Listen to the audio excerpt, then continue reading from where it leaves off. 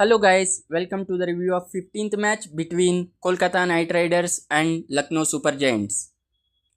ఐపీఎల్లో ఢిల్లీ గుజరాత్ మధ్య హోరాహోరీ పోరు మరవక ముందే మరో ఉత్కంఠ పోరు అభిమానులను ఊపేసింది. ఈడెన్ గార్డెన్స్ వేదికగా కోల్కతా నైట్ రైడర్స్ మరియు లక్నో సూపర్ జైంట్స్ మధ్య ఆఖరి బంతి వరకు ఉత్కంఠగా సాగిన ఈ మ్యాచ్లో లక్నోనే విజయం సాధించింది.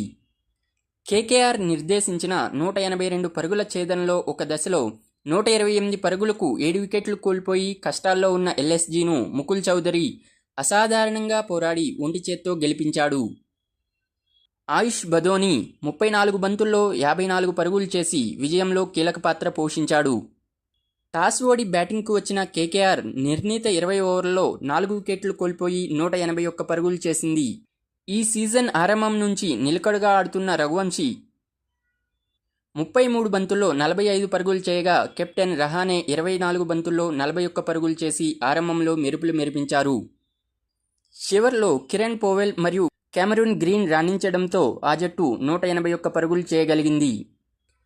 ఛేదనలో లక్నో దూకుడుగా ఆడిన ఇంపాక్ట్ సబ్స్టిట్యూట్ అయిన వైభవ్ అరోరా 5వ ఓవర్లో మార్క్రమ్ మరియు మిచెల్ మార్ష్ను అవుట్ చేసి ఆ జట్టును దెబ్బకొట్టాడు.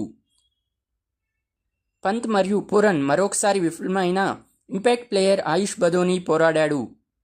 రిషబ్ పంత్తో కలిసి 3వ వికెట్కు 31 రన్స్ జత చేసిన అతడు పూరన్తో 22 పరుగులు జోడించాడు. ఒక పక్క వికెట్లు పడుతున్న ఆయుష్ బదోని ఏకాగ్రత చెదరకుండా ఆడి ఆ జట్టును విజయం దిశగా నడిపించాడు. అయితే హాఫ్ సెంచరీ తర్వాత బదోనీను అనుకుల్ రాయ్ అవుట్ చేయగా సునీల్ నరైన్ షమీను వెనక్కి పంపాడు. ఈ క్రమంలో లక్నో విజయానికి 4 ఓవర్లలో 54 పరుగులు అవసరమవగా ముకుల్ అద్భుతమే చేశాడు. అరోరా బౌలింగ్లో 4-6 బాదిన అతడు కార్తిక్ ఓవర్లో మరో 2 సిక్స్లు కొట్టాడు. గ్రీన్ వేసిన 19వ ఓవర్లోనూ 2 సిక్స్లు 4తో రెచ్చిపోవడంతో లక్నోకు చివరి ఓవర్లో 14 పరుగులు అవసరమయ్యాయి. అయితే అరోరా వేసిన చివరి ఓవర్లో 2 సిక్స్లు కొట్టిన ముకుల్ చౌదరి చివరి బంత్కు సింగిల్ తీసి లక్నోకు ఉత్కంఠ విజయాన్ని అందించాడు.